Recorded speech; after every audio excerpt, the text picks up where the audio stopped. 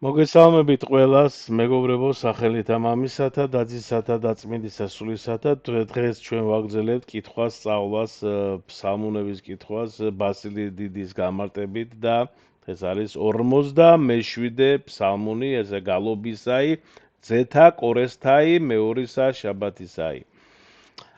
და ჩვენ ვიწყებთ პირველი მუხლიდან და იწყება შემდეგი სიტყვებით. დიდარ სუფალი და ქებულ ფრიად ქალაქს აღმრთისა ჩვენისასა მთასა წმინდასა მისსა. წმინდა ბასილი დიდის გამარტებით ღმერთი დიდებულია განსაკუთრებით სიონის მთაზე, მის წმინდა ქალაქში, ხო წარმოიდგინეთ თითქოს ის მეფეა, რომელსაც ყველა ადიდებს თავისი სამეფოს გულში. მუხლი მეორე. ძირმტკიცეთ სიხარულითა ყოვლისა ქვეყანისაითა მთანი სიონისანი, გვერდნი ჩრდილოისაინი, ქალაქი მეუფისა დიდისაი. სიონი ეს არის ღვთის ქალაქი, მთელი მსოფლიოს სიხარულია. ბასილი ამბობს, რომ ესე იგი ბასილი დიდი ამბობს, რომ ეს ისეთი ადგილია, სადაც ღვთის დიდება ანათებს როგორც მზე ღვთის წვერვალზე. შემდეგი მესამე მუხლი. ღმერთი ტაძართა შინა მისდა განცხადებულ არს, რაჟამს შეეწეოდის მას. ესე იგი ღმერთი თავის ტაძარში ცხადყოფს თავის ძალას, განსაკუთრებით როცა თავის ხალხს ეხმარება. მეოთხე მუხლი. რამე თუ ესერა მეფენი ქვეყანისანი შეკრბეს და მოვიდეს ერთბამად. მეფეები გაერთიანდნენ სიონის წინააღმდეგ, მაგრამ ღმერთის ღვთის ძალის წინ მათ არაფერი გამოვიდათ. ბასილი დიდი ამბობს, რომ ეს გვიჩვენებს, რომ ღმერთი ყველას აღემატება.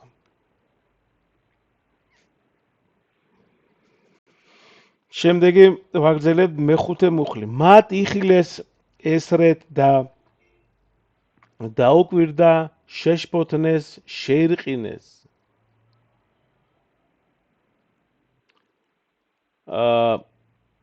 როცა მეფეებმა ღმერთის ძალა დაინახეს, შეშინდნენ და გაიქცნენ. წარმოიდგინეთ, თითქოს მტრებმა დიდი გმირი დაინახეს და შიშისგან გაქცევა დაიწყეს.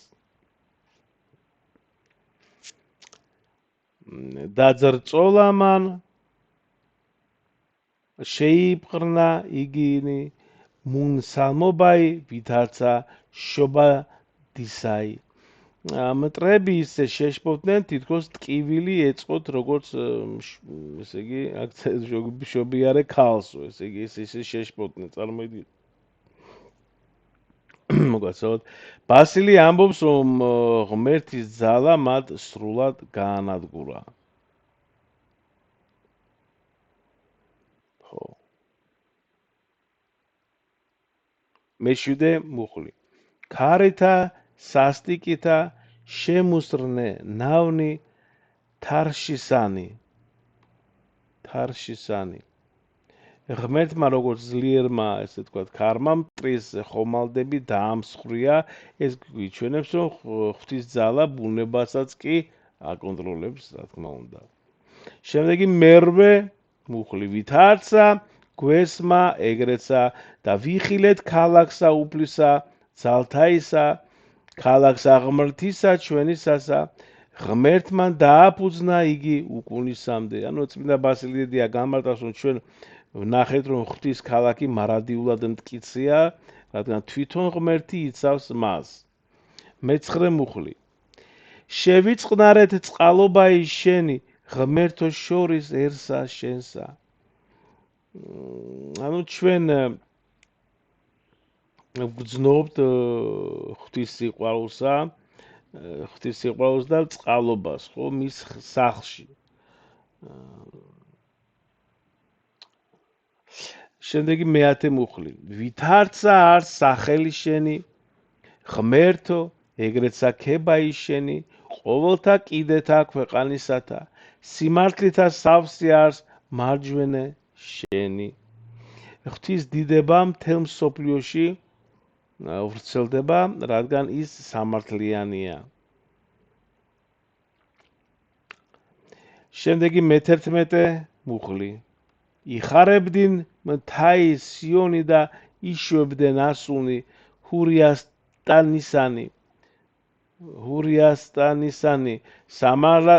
სამართალთა შენთათვის უფალო. ესე იგი, სიონი და იუდეის ქალაქები ზეიმობენ ღმერთის სამართლიანობის გამო. ანუ დაახლოებით ისეთია, რომ ესე იგი მთელი ქალაქიც სიხარულით ესე იგი ცეკვავს. შემდეგი მე-12 მუხლი.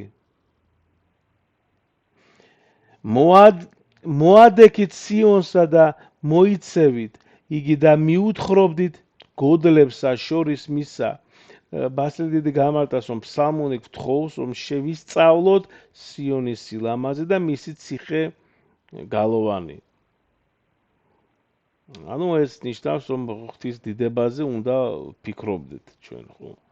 შემდეგი მე-13 მუხლი. დაცხენით თვალნი თქვენი ძალსა შინამისა და განიყავთ ტაძრები მისი, რაითა მიუთხრათ ნათესავსა სხვასა. გულით შეისწავლეთ ღმერთის ძალა და მისი ტაძრები, რათა მომავალ თაობებს გადასცეთ.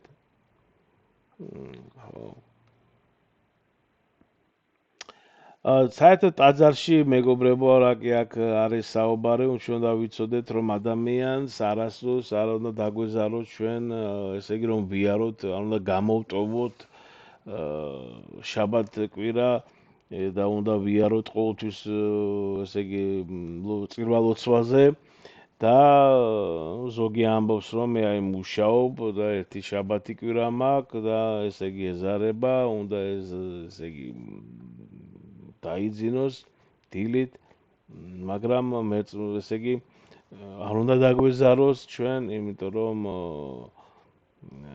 საერთოდ ძველად ასე იყო, თუ სამჯერ გააცნენდი წირვას ზედიზედ, შენ ესე იგი არ გაზიარებდნენ ერთ წელს, წარმოიდგინეთ, ასეთი სასჯელი იყო ზიარებლობა, ხო? და ჩვენ ზოგი ესე იგი ადამიანი მოდის ეკლესიაში მხოლოდ გაღდგომაზე, ან თქვა შობის დღესასწაულზე, ან აღდგომის ბრწყინვალე დღესასწაულზე და ეს რა თქმა უნდა არ არის სწორი. კარგი, და ბოლო მე-14 მუხლი 47 ფსალმუნის მე-14 მუხლი. ბოლო რამე თუ ესე არის ღმერთი ჩვენი, უკუნისამდე და უკუნითი უკუნისამდე და ამან დამწყსნეს ჩვენ უკუნისამდე. ღმერთი ჩვენი მარადიული მფარველია, ის ყოველთვის ხელმძღვანელობს ჩვენ. ანუ ის გავს, ბასილი დიდი ამბობს, ის გავს მწყემს, რომელიც თავის ფარას არასოდეს ტოვებს. ბოლოს არის დიდებაი. მეგობრებო, დღეს ჩვენ მოვჩით 47 ფსალმუნი, ვინც მისმენდით, ყველას ღმერთმა შეგიწიროთ და ღმერთმა დაგლოცოთ, ღმერთმა გაგახაროთ და ღვთის შეწევნით გავაგრძელებთ შემდეგ ფსალმუნს.